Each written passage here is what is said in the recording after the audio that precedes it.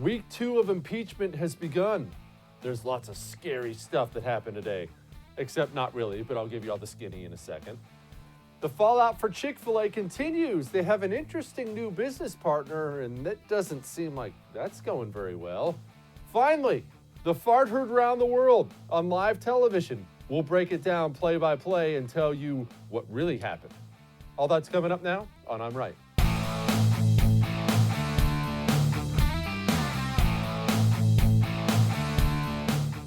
Well, week number 2 has begun for the impeachment inquiry, the big scary impeachment inquiry that everybody already knows how it's going to turn out.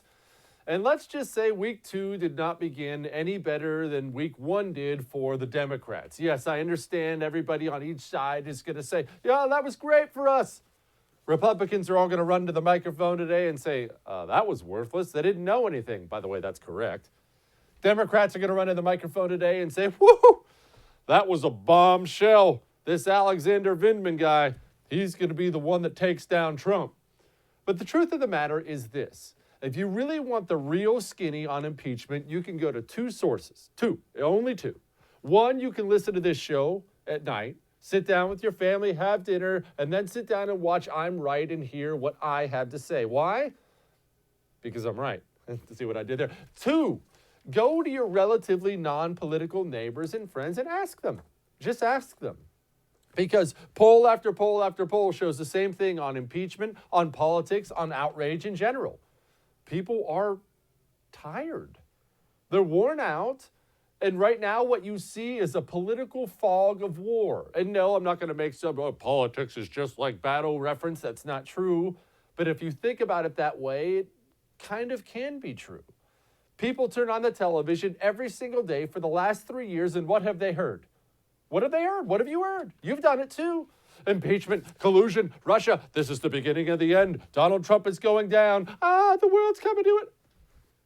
You only have so many emotional reserves for things like that until you turn on the TV and go, oh gosh, again, all right, just call me when it's over. And that's what people are. See, that was my remote control turning off the TV. See that sound? That was anyway.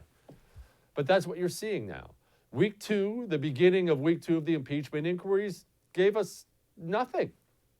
Now, we were all anxious to see exactly how Lieutenant Colonel Alexander Vindman would do. Everybody knows Lieutenant Colonel Alexander Vindman. He's already testified in front of the Democrats privately before. And during that bombshell testimony, you remember he told them, yeah, the transcript's pretty much accurate. Well, okay, well, then why are you here? What are you doing here? Well, nobody really knows, to be honest with you. Apparently, the shiny uniform was supposed to convince everybody that, this is impeachable and Donald Trump is really in trouble. But look, don't take it from me. We bring you all the highlights that actually matter, or in the very least, we can make fun of people for on this show. So allow me to begin with the beginning. Alexander Vindman sat down in front of his musical theater class and gave this opening statement. Oh, wait a minute. It wasn't musical theater. It was actually the House impeachment inquiry. Nevertheless, enjoy the drama class.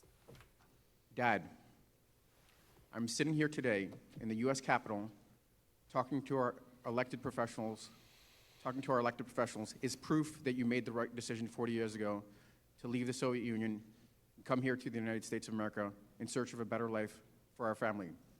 Do not worry. I will be fine for telling the truth. What? I'm sorry. Was he accepting an Academy Award? Or said, Dad, I just want to let you know that I made it. I made it, and I'm going to be fine.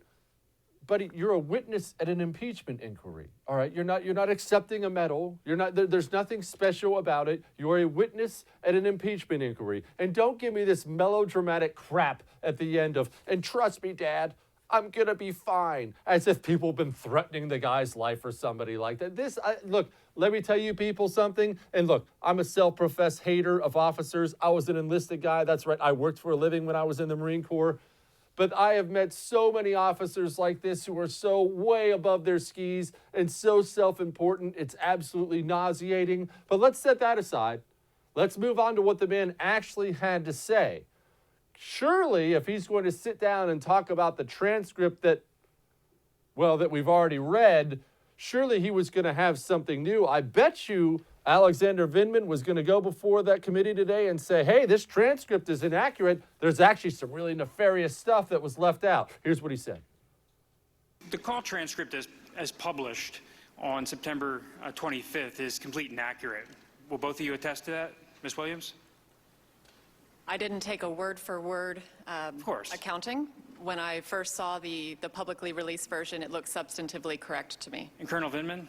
I think I certainly would describe it as substantively correct. I think in your testimony, your deposition, you said very accurate? Correct. Okay. Wait, so I don't want to belabor the point, but why are they there? I mean, this whole thing started from a transcript, right? Whistleblower said this call from Donald Trump and Zelensky was really ugly and it was quid pro quo and bribery and somebody better do something. So surely these guys are there to say something new, offer something new. Are we really having witnesses now come in and say, well, I read a piece of paper that said cat on it, and I can testify to you, yes, that's what they said was cat. That's what you're getting here. Why are we wasting our time? And more importantly, why are we wasting our money? Keep in mind, ladies and gentlemen, every single congressperson you saw in there, every single one of their staff members, Alexander Vindman himself, they're all doing this on our dime. You went to work this morning. I went to work this morning. You're going to go home at the end of this day, and a portion of what you worked for is going to be snatched from your wallet by the federal government and used to pay for this sideshow. Is anybody even a little bit embarrassed by that? Do you want to fund this anymore? I mean, I guess I can see why Democrats are behind it since they don't pay any taxes. But anyway, moving on. Devin Nunes, you know he was going to get his pound of flesh. Here's him. Mr. Vindman, you testified in your deposition that you did not know the whistleblower. Ranking member, it's Lieutenant Colonel Vindman, please. Lieutenant Colonel Vindman. Every single guy who's ever served in the military knows this officer. And every single one of you guys are going to write me, I know, and you're going to say, oh, I know, that was Captain so-and-so, that was Lieutenant so, the officer who, as you're walking across the street, and he's 100 feet away on the other side of the street, maybe it's fog out, maybe you don't see him, but he's far enough away, and you manage to walk past. Maybe you didn't see him, maybe you didn't, but he sees you. He goes sprinting across the street. Why didn't you salute, Marine? Didn't he? I worked hard for these. You better salute. Nothing looks smaller than saying, it's Lieutenant Colonel, please. He didn't disrespect him in any way. Don't be that guy. Nobody likes that guy, and everybody who's ever served knows that guy. Absolutely obnoxious. And by the way, talk about deflecting a little bit. He asked him a very pointed question, a question, as you're about to see, that Vindman very clearly does not want to answer. And all Vindman has is, please call me Lieutenant Colonel. Freaking grief. Well, you should also know Adam Schiff is still playing lawyer for every single witness that comes forward. You see, Alexander Vindman was asked, who'd you talk to? He very, very, very clearly talked to the whistleblower, the one we're still all acting like we don't know who he is. And Schiff decides to jump in and put a halt on things. Watch this embarrassing display. Lieutenant Colonel Vindman, did you discuss the July 25th phone call with anyone outside the White House on July 25th or the 26th? And if so, with whom? Yes, I did. My core function is to coordinate U.S. government policy, interagency policy, and I spoke to two individuals with regards to providing some sort of readout of the call. Two individuals that were not in the White House. Not in the White House, cleared U.S. government officials with appropriate need to know. And what agencies were these officials with? Department of State, Deputy Assistant Secretary George Kent, who is responsible for the portfolio, Eastern Europe, including Ukraine, and an individual from the office of an individual in the intelligence community. As you know, the intelligence community has 17 different agencies. What agency was this individual from? If I could interject here, we don't want to use these It's our- proceedings. It's our time, I know, Mr. Chair. but we need to protect the whistleblower.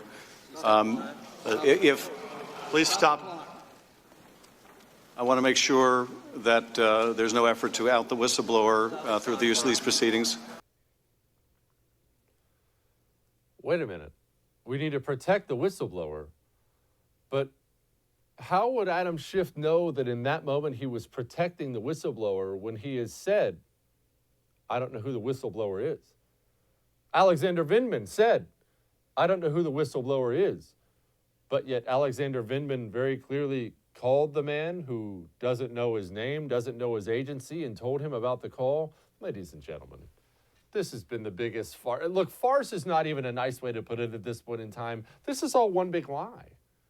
This is one gigantic lie to see how many people will believe it. And frankly, I don't even think Democrats can convince themselves at this point that they're going to sway people. This is now one gigantic pat on the back to the base. Hey guys, look, we tried. Embarrassing. Well, you knew Jim Jordan was going to get his pound of flesh today. Here he was.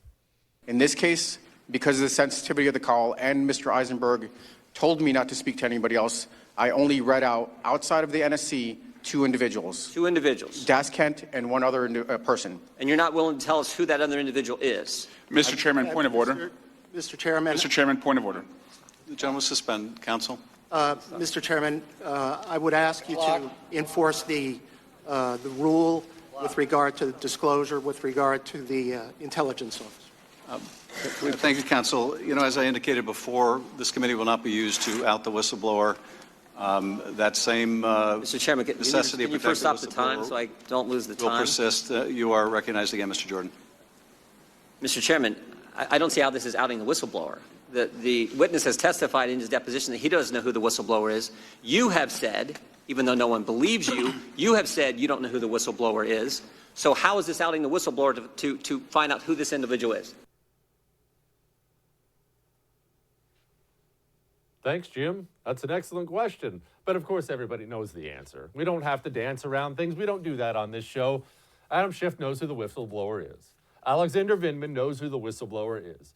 They all know that the whistleblower has a background that is extremely partisan and will reveal him to be a Democrat hack, which is why they're so interested in protecting this guy's identity. Adam Schiff has spent the last 3 years leaking every bit of information he possibly can to the media immediately, as soon as he feels that information can in any way be harmful to Donald Trump or Donald Trump's associates. And now he's run into some guy and he's going to play the saintly protector who's just looking out for the whistleblower.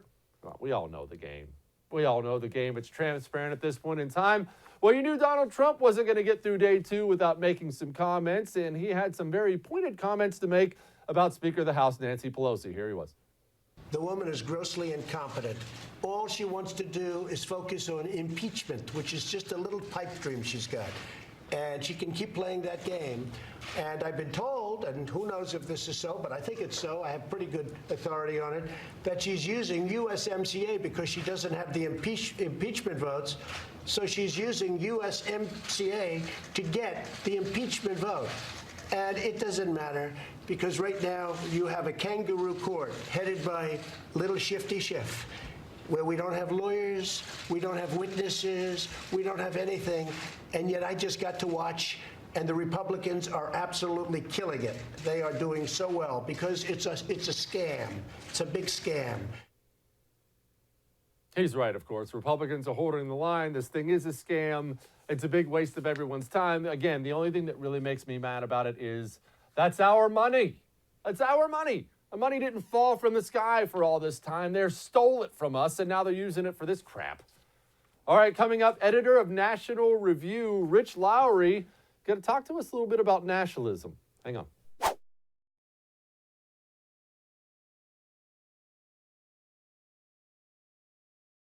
Well, this is a special treat for me. Rich Lowry, editor of National Review and author of The Case for Nationalism, How It Made Us Powerful, United, and Free, joins us right now. Rich, before we get to this new book, and I definitely want to dig into this with you, is there anything at all exciting or suspenseful about the whole impeachment fiasco. I don't want to be the resident cynic, but I feel like we all know how this is going to go. They're going to drag this on for weeks. A bunch of witnesses the Democrats love, Republicans roll their eyes at. It goes to the Senate where Republicans will probably abuse the Democrats for it before they dismiss the whole thing, and we're right back where we started. Yeah, absent like an earth-shattering event, please excuse my voice, he'll be impeached by the House, and he'll be acquitted by the Senate. And the number of Republican votes to remove him in the Senate will probably be zero, even including Mitt Romney. So again, that's just based on the current possible universe of facts. That's what's happening. It's a question of timing. Will the House actually do it before the end of the year, which is their plan, or will they bleed into next year, which wouldn't surprise me. If they do bleed into next year, we could have an impeachment trial and, going into February, right around the time of the Iowa caucuses, which is bizarre. Oof.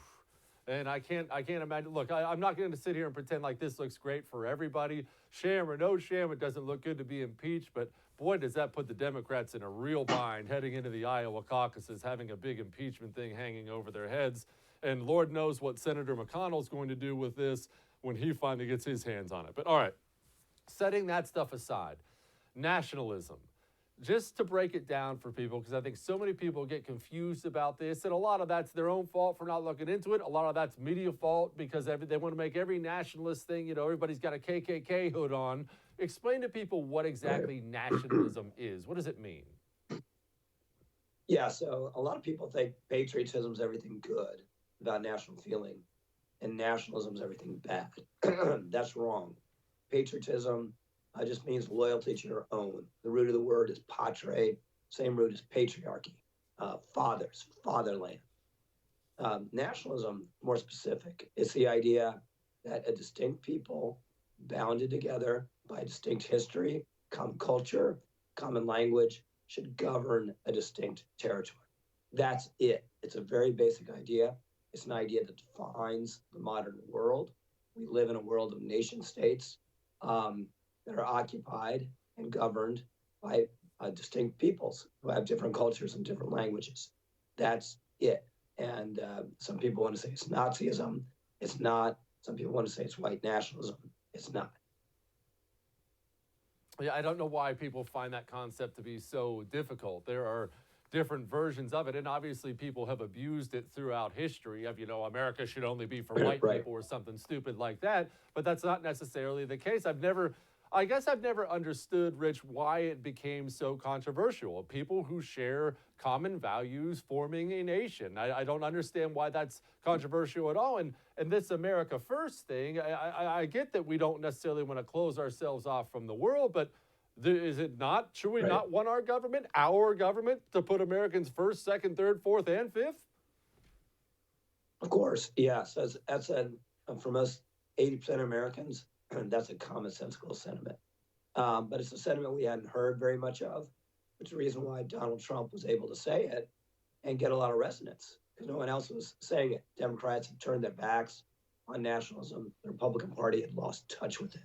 But it's part of the mainstream of the American tradition. It goes back to the American Revolution, the idea that we're a nation that should govern ourselves. We shouldn't be part of the British Empire. Goes to the drafting and the ratification of the Constitution, which says we're going to have a strong and capable national government.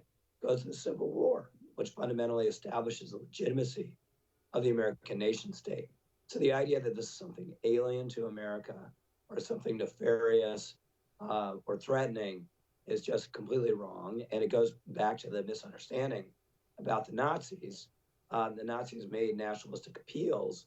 But if Hitler had just been a nationalist and that's it, he wouldn't have been what he was, which is one of the worst monsters in history.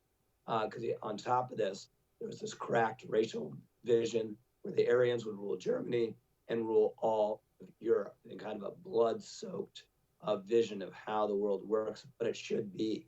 That the true nationalists, the small d democratic nationalists, opposed Hitler, de Gaulle, Churchill, FDR. That's true, and I think a lot of people tend to forget when it comes to Hitler. Everybody wants to bring up Hitler because sadly that's the only historical figure anybody knows about anymore. But they act like, Hitler was just this guy who just magically came to power. And Hitler was popularly elected not because of his horrific views on anti-Semitism and his racism. He was elected on the back of "You're Germans, you're great, Germany should be powerful again, we've been abused," and that message actually is what resonated with people. I know Germans from that time. Sadly, they're all dying off now, and they'll tell you they loved him and just kind of ignored the anti-Semitic stuff because they didn't know what he was going to do with it. Yeah, well, that's not a very admirable sentiment. And what really happened is World War I broke Europe in a significant extent. It created this radical rejection of the Western tradition, and both the left and the right went to extremes. Obviously, the fascism was extreme. The most extreme form of fascism was Nazism. Then on the left, you have communism. And the truth is, if you look at the 20th century, horrible, bloody century, the ideology that has the most blood on its hands is communism and transnational ideology, especially communism in China. This is why it's so strange that you go to the average, faculty hall today and say, I'm a Marxist, and no one really bats an eyelash. You're saying a nationalist, and people get the vapors. Even though, again, nationalism created a modern world, nationalism was a key thread of American foreign policy in the 20th century, where we're going to defeat the Kaiser, defeat Hitler, and create an international norm respectful of borders and the ability of sovereign people to govern themselves. Rich Lowry, editor of National Review and author of a great book. I recommend everybody get it, The Case for Nationalism. Thank you so much for giving us some time today. I know you're under the weather. Go heal up. Absolutely. Thanks so much. Well, Chick-fil-A has a new bedfellow. Doesn't sound like it's going real well either. We'll explain in a second.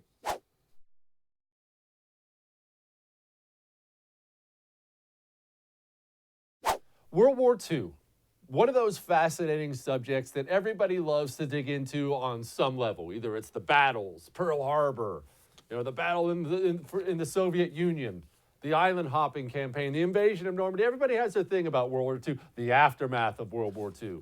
Did we do it right? Did we do it poorly? And leading up to World War II is one of those fascinating things people dig into.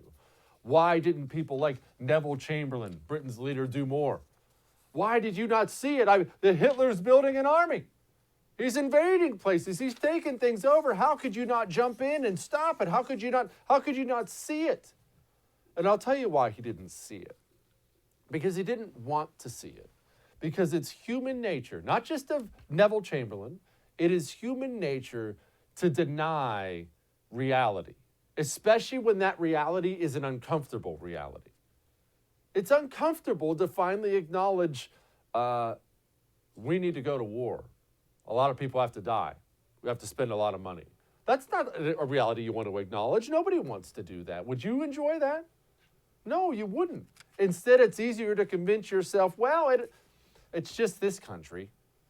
Oh, it's just these guys.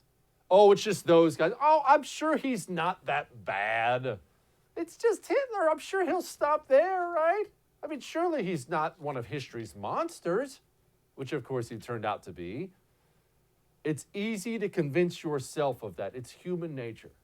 And the reason I bring this up is not because I'm making some comparison of anybody in America to Adolf Hitler. I find those comparisons to be juvenile and ridiculous. What I am saying is people on the right, every single entity on the right, be it a politician, a pundit, corporations, whatever their walk of life may be, people have a tendency to not acknowledge the true nature of the left and what the left wants. What does the left want?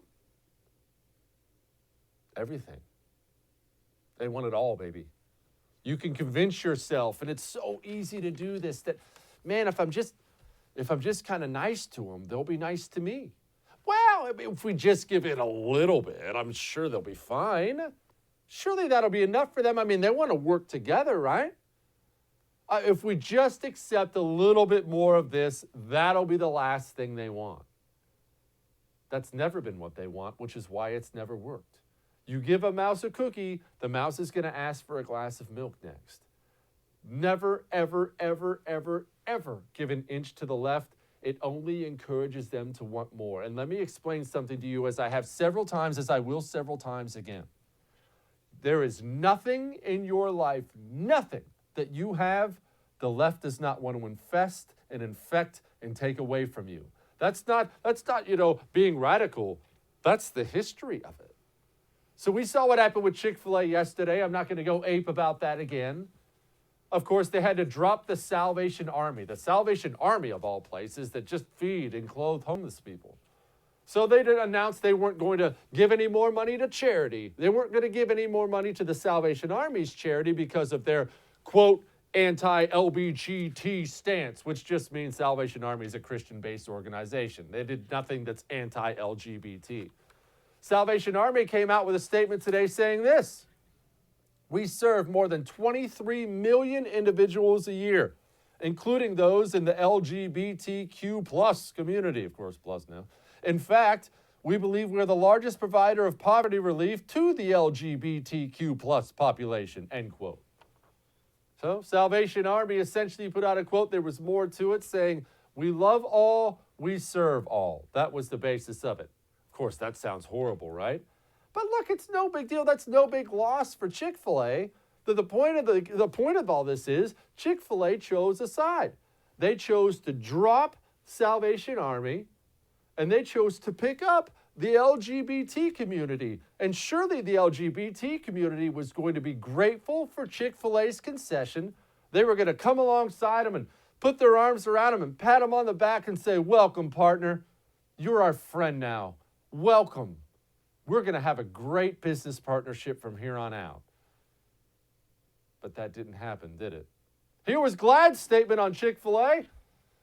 Quote, in addition to refraining from not financially supporting anti-LGBTQ organizations, Chick-fil-A still lacks policies to ensure safe workplaces for LGBTQ employees and should unequivocally speak out against the anti-LGBTQ reputation that their brand represents. Aw. You mean they didn't care at all about Chick-fil-A's concession? You mean the LGBTQ, whatever it may be, community just looked at that concession as blood in the water, like they're a bunch of hungry sharks?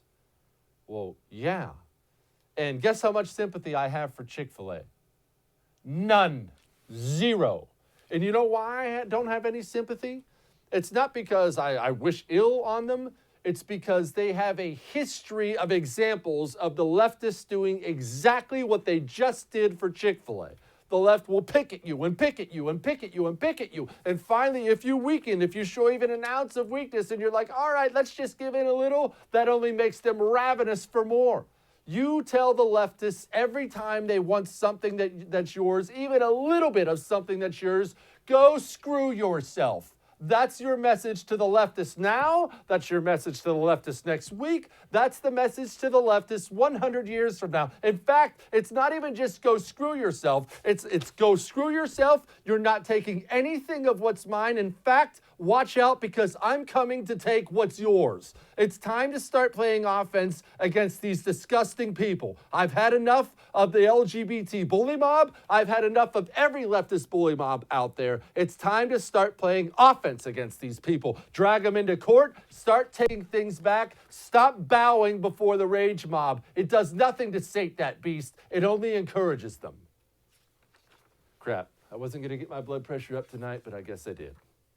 Tiana Lowe with the Washington Examiner probably disagrees with me, and that's okay. She's my buddy, and we're going to have a conversation about this in just a second. Hang on.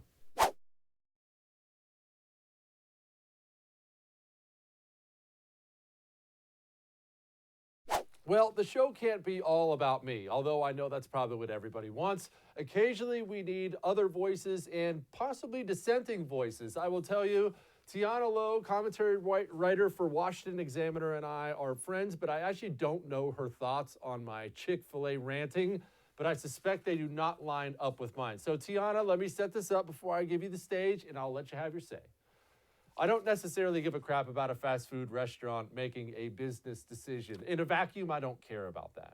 What I do care about is the growing trend of basically every corporation in America bowing to the left. Nobody ever bows to us because they just assume we're a bunch of saps who are never going to do anything about it. And sooner or later, you look around, you can't watch a freaking NFL game without getting blasted in the face with politics. That's what bothers me. So the big issue here is that you can never be woke enough. You know, I don't think that Chick-fil-A is allowed to do what it wants, and quite frankly, I think unless if a business is engaging in discriminatory or illicit practices, I don't think you should boycott a business based on who its founder or who its corporate governance chooses to support.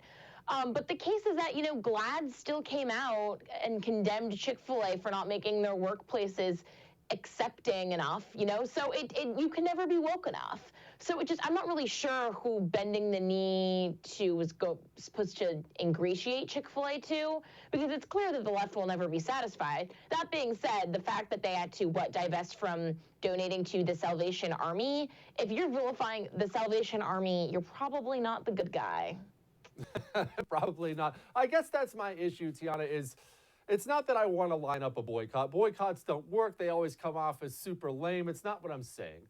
What I'm saying is, as an individual, I'm going to choose wisely, more wisely than I have in the past, where I spend my money because, frankly, I feel like a sap. I feel like a sucker. I feel like I've been taken advantage of. When the CEO of Chick-fil-A, and he came out and said this, they made $10.5 billion. They're number 3 in the nation, which is humongous when you consider who they compete against as far as fast food chains. He looked at the numbers and said to himself, okay, well, we have $10.5 billion with our people on the right who love us. If we just screw them over, we know they're too much of suckers to ever leave us, but we'll now get in the leftists who we want to so we can have the best of both worlds. I guess that's my biggest problem is I'm constantly being played like a sucker, and I don't want to be a sucker. No, certainly not. But I really do think that, you know, the controversy over Chick-fil-A and the NFL, it absolutely pales in comparison to the much larger companies that we should be boycotting. You know, Google censors conservatives, and that's not great, but what's way more evil is that they were colluding with the Chinese government, and they attempted to create a censorious search engine that would empower the Chinese government to discriminate against its own people. That seems like a little bit worse than what the NFL is doing. Same thing, what the NBA is doing is far worse what the NFL was doing in NBA's China sycophancy. So I do think that, you know, we have all these bells and whistles, all of these pearl-clutching woke humanitarians crying about Chick-fil-A's owner being against same-sex marriage, while, you know, NBC shut down an actual rape investigation. NBC protected a predator for years. That's what you should really be huffing and puffing about if you're actually going to, you know, embrace woke capitalism, but that's not what this is about. It's about virtue signaling. It's a lot easier to have Popeyes instead of Chick-fil-A than it is to boycott the entire NBA. It's pretty true. It's very true, especially when it comes to Google. People do not realize them working with China, especially with how much Google knows about each and every single one of us, is a bit frightening when they're working with America's enemies. I would say, I feel like people are in many ways, and this is inevitable, they will overreact to these things, and in a lot of ways, that's why they're choosing some elements on the right that make a lot of people uncomfortable, is they don't feel like anybody else has a solution. And I've been the one screaming that people are going to go to some really ugly places if nobody on the traditional conservative right can come up with an actual solution for how to push back. So what is that solution? I mean, you read books, I don't. What should we do? Well, I mean, the pushback here is difficult. I think it's that the right has really lost the narrative. We've let the left say that they're the more humanitarian side. We've let the left say, oh, we just don't want you in our bedrooms. You know, now most conservatives I know are fairly libertarian on the whole gay marriage issue. They're even very libertarian on the trans rights issues, as long as it doesn't involve, you know, assigning puberty blockers to 9-year-olds. It's the left now that you know, they live by the mantra, you will be made to care. So let's just take the narrative back. We actually just don't want to bother you. Our policy is get off our lawn and leave us alone. So instead, point out the fact that it is the oppressive single-mindedness of the left, that they're the real authoritarians, you know? And it's all about the narrative, and conservatives have never been good at rehashing the narrative because we're scared to fight culture wars, and it's time for us to reclaim that. Tiana, what if I say that that's not good enough for where we are anymore? Because I am about as libertarian as it comes. I don't, like you said, that's very much me. I don't give a crap what you do. I don't want you to care what I do. Just don't abuse your kid and leave me alone, and I'll leave you alone. That's how I want to live my life. I don't judge other people. Lord knows I'm not qualified to do that anyway. But that hands-off way of thinking, it's not working. We've had 100 years of government growth, and especially in the past 10 to 20 years, the culture war aspect of it, as you just pointed out, we have loss after loss after loss. This hands-off, you know, I'll do me, you do you thing, it ain't working. Well, for one thing, I do think the most important thing is we continue to point out left-wing hypocrisy. I will not watch an NBA game this year. That's rare for me. And conservatives need to hold their fire for when it matters, because as we've seen with the NBC thing and the ABC thing, that's not going away. This Epstein thing is not going away, and everyone who protected him, that's not going away. And this is what happens when conservatives store their cultural capital and use it effectively. And that's what we need to get better at, because as the left gets louder, more quote-unquote liberals become more disaffected and more willing to listen to us, because we're the ones who don't want to judge you for eating a cheeseburger and living your life. I like that, store their cultural capital. I'm totally going to steal that and act like I came up with that for future use. Now, you are the furthest thing in the way from a Trump lover. What's your take on the impeachment thing? I mean, look, I can look at it as, I don't wear anybody's pajamas, but I like the guy. I look at it as, this is a joke. This is stupid. This is something every single president does. Grow up, there's nothing here. Do you look at it like that? Do you look at it as legit? Give it to me. So in a vacuum, the case is fairly compelling. And that being said, we still don't have all the evidence. So I would just say no one should be saying definitively yes or no in this case, because we have not finished any sense of an inquiry. We haven't even really heard from most of the people involved in the central matters at hand. The question is, did Trump use congressionally approved aid, so the powers of his presidency, in order to exact his own personal political benefit in a way that potentially caused harm to Ukraine because it put them in a more vulnerable position when they were fighting off Russia? But politics don't occur in a vacuum, and the main issue here is that voters do not care. And if you cannot get voters to care, it's political malpractice. And the main reason why they don't care is because for 3 years we were told Mueller, Mueller, Mueller, Trump colluded with the Russians. And not only did that not happen, we had a 440-page report proving how it didn't.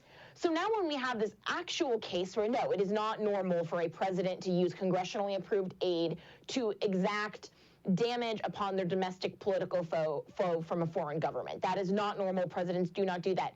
But none of this is normal. The media meltdown over this hasn't been normal. The last 3 years haven't been normal. So, of course, voters are desensitized. And the issue is that if you're looking at, 90% of the Republican Party sticking by Trump, and it's literally just the left against him, all impeachment does is, wrinkle up Trump's base. Democrats really couldn't have handled this any worse than they have. And the other issue is that even someone like me who's fairly compelled by the evidence, I know that Adam Schiff and his minions aren't acting in good faith. They've been looking for a reason to impeach this president from day one. Trump just happened to give them a reason. And even so, they're saying the quiet part out loud. You have AOC saying expressly, oh, it's not that the Ukraine thing we actually care about. We just want to affect the outcome of the 2020 election. And it's grossly disingenuous.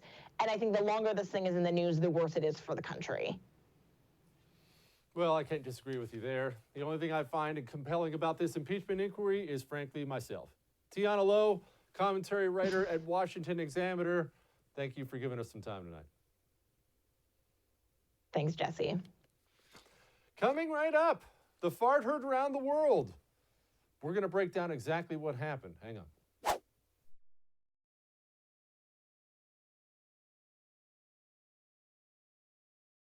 Ladies and gentlemen, it is not often you see magic happen on TV. Granted, you get an hour of it every night with this show, but last night, Representative Eric Swalwell went on Hardball with Chris Matthews, and he had this little exchange with Chris Matthews, and let's just say it set the internet on fire. The evidence is uncontradicted that the president used taxpayer dollars to ask the Ukrainians to help him cheat an election. And the complaint that I've heard from That's not doctored. What you just saw right there was real. And of course, everybody was freaking out. Oh my goodness, he farted on national TV. I can't believe he did that. What's his problem?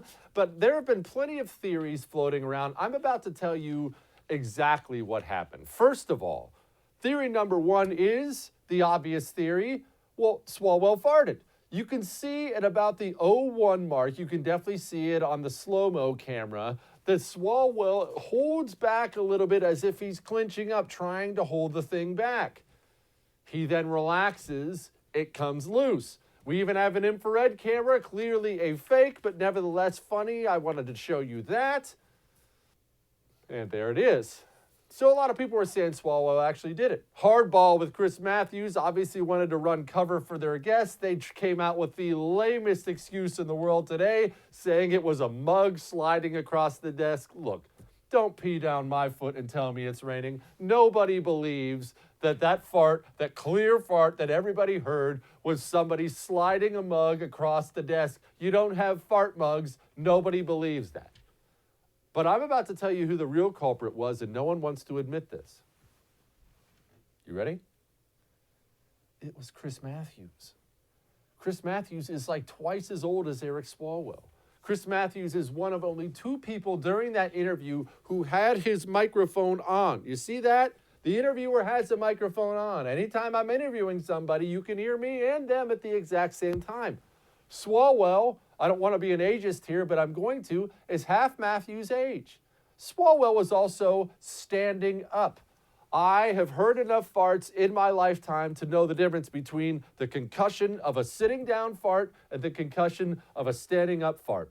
That, ladies and gentlemen, was a sitting down fart. Eric Swalwell, he tensed up, but he probably just had an itch on his foot or something like that. Chris Matthews, sitting back in his studio on the chair, unleashes the fury and then lets Swalwell take the fallout for it. And it makes perfect sense. What's Swalwell going to do? Say it was Chris Matthews? He can't blame it on Chris Matthews. He'd never get invited on the show again. Is Chris Matthews going to step up like a man and own his own fart? No, Matthews is not the type of guy who owns it. Or is his production staff going to come out and say, you know what? It was clearly the boss. He pounded one on national TV. Of course not. They're all looking out for their jobs too. What you're seeing is equivalent to the second gunman on the grassy knoll who's going to get away with this thing scot-free. So yes, you can make Eric Swalwell out to be Lee Harvey Oswald all you want, but a full investigation into this matter would prove I'm right. Enjoy your evening, ladies and gentlemen. We'll have more hard-hitting news tomorrow. See you then.